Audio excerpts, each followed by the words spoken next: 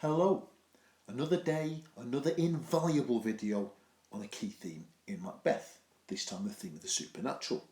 From cackling crones to drunken doormen, there are countless characters, incidents and scenes that relate to the theme of the supernatural in this play.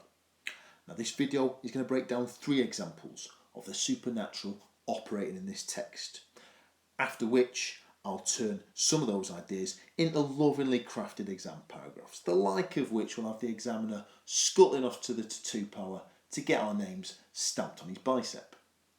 Now the opening scene of the play foregrounds the theme of the supernatural. You've got the witches shuffle on stage, and these supernatural agents of evil establish another key theme in the play, that of deception, or appearance versus reality.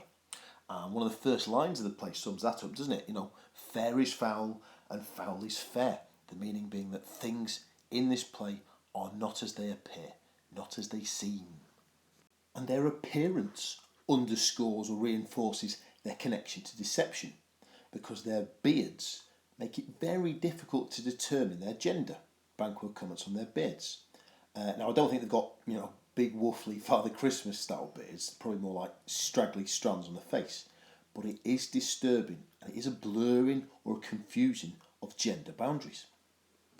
The witch's supernatural powers extend to reading the future, but these agents of evil, these devil's foot soldiers you might say, they offer promises that are attractive, sure, but loaded with double meaning.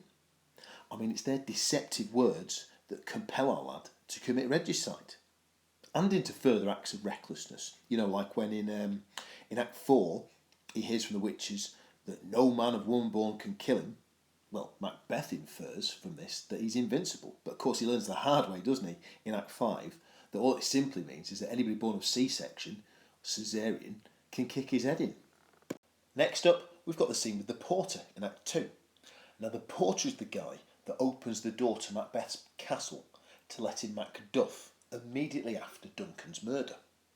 And he's often played as the porter as this pudgy pervert, this drunken purveyor of penis jokes.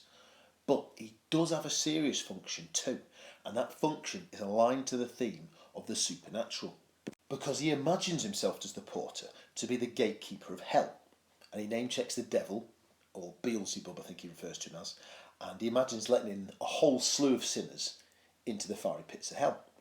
Now one effect of juxtaposing or linking together Macbeth's castle with hell is it establishes the depths of Macbeth's depravity. It highlights just how evil the man is, having committed regicide, having killed a king.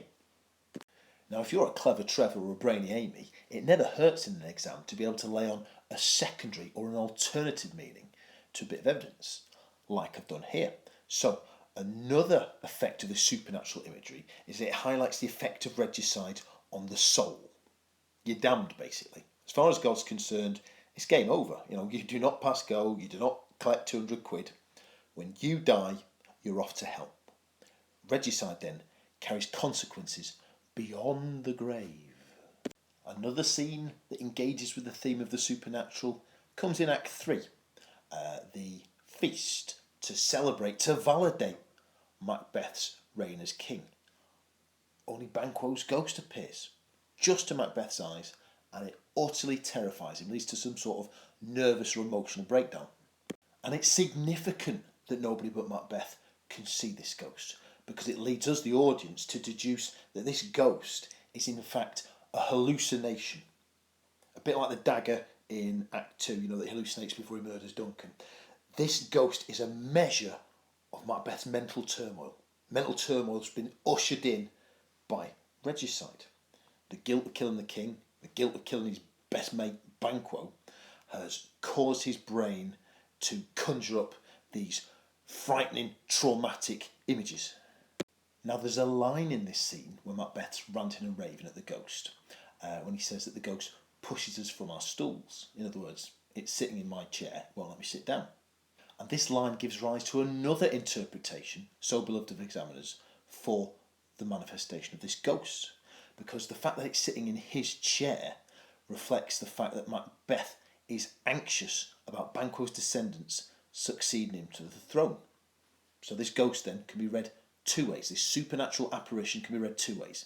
It's a hallucination, no doubt about that, but on the one hand, it could reflect or symbolise his guilt for the two murders he's committed thus far, or it could reflect his anxiety about Banquo's lineage, Banquo's children, succeeding him to the throne, sitting, literally and metaphorically, in his seat. Right, next step, let's put some of that theory into practice. We've looked at 3 instances from the text that relate to the theme of the supernatural. Now it's time to mix in some contextual factors, linking the play to the era it was written or how it's received by modern viewers, and crank out some exam gold, high-level essay paragraphs that should get us a standing ovation from that joy vacuum of an examiner. And here's the question, geared towards the Edexcel question B, which is thematic in its focus, but nevertheless highly applicable to many exam boards. I'll read it now. Explain the importance of the supernatural in Macbeth. You should refer to the context of the play. Below that in blue, I've cribbed from the examiner's mark criteria a few things that you need to get done to secure the highest marks. So just follow this top tip to ensure that your writing is framed in an examiner-pleasing style. Writing in a critical formal style, present intelligent points and interpretations, using appropriate references to the text in support. Also, link fluently to contextual factors. So without further ado, let's start crafting our first paragraph. In Act 3, the appearance of Banquo's ghost presents the theme of the supernatural. Simple point, name checking the key theme, citing the question, supernatural. Our next step will be to tack in some supporting evidence. So let's do that now. Ta-da! During the banquet scene, it is only Macbeth who can perceive the ghost, not his guests or his wife. You'll notice there's no quotation here, I'm just referring to the text. Particularly with closed book exams, this is acceptable. It only remains now to add on to our point and our evidence an explanation. Here's the little sausage. This is significant. The ghost visually symbolises Macbeth's guilt over the regicide and Banquo's murder. In this explanation, I've looked at one effect of that ghost's appearance. But of course I'm pushing you towards the highest mark, so wherever possible I'm going to try and squeeze out an alternative interpretation, like so. Moreover, it is significant that Banquo's ghost sits in Macbeth's seat because this represents our protagonist's anxieties about Banquo's lineage ascending to the throne. Notice the connected moreover, simply to signpost the examiner, I'm going deeper in my analysis. You'll notice also the last line of the stuff in black. I could have said anxieties about Banquo's children becoming king. I just think Banquo's lineage ascending to the throne sounds slightly more formal, slightly more articulate. So I've tonked that in to facilitate my rise through the grades. Now this next line in red is not obligatory, but it is a nice way to loop your paragraph back to the question by citing that key theme, the supernatural. Here we are. The supernatural then indicates Macbeth's troubled mind here. So we've got a point, some evidence, 2 explanations. We're doing very nicely. Now let's add in some relevant contextual detail. Interestingly, Macbeth's anxiety served to promote an anti-regicidal message to the Jacobean audience. You'll notice I've used the word anxieties there because I used that in the middle paragraph too. That I think is making what I'm writing about context here relevant and clearly linking it to what I've already talked about.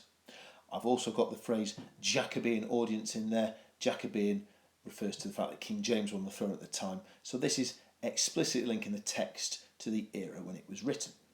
And then I've gone on to develop that contextual point just in my never-ending quest to secure the highest marks. They would see the traumatising consequences of killing a divinely appointed king. And there we are then, a gold standard essay paragraph. If the examiner's not giving me high marks for this, he'd want to be checking himself for a pulse. A very brief diversion here, folks, to shamelessly plug my book. Lots of you good people have been buying it up already and leaving me positive feedback on Amazon. Appreciate that. If you've not bought it yet, trust me, you're not going to have to need to sell a kidney or anything like that. It's going for about 99 pence, 99 cents, but it is a real shot in the arm for your writing skills. Follow the link and buy the beauty. I won't bother reading these paragraphs aloud. You can read them at your leisure. Suffice to say, they are responding to the same question about the theme of the supernatural in Macbeth, but this time taking ideas from the porter and spinning them into examiner-pleasing paragraphs. Have a look. Oh aye, and there's a bit of contextual information to tack onto the end. of those paragraphs in the Porter. Woohoo! Conclusions. We are a kick up the bum, off done. I'm not going to bother reading these out. Again, just read it at your leisure. Summarises everything I've been honking on about in this video. And there we have it, folks.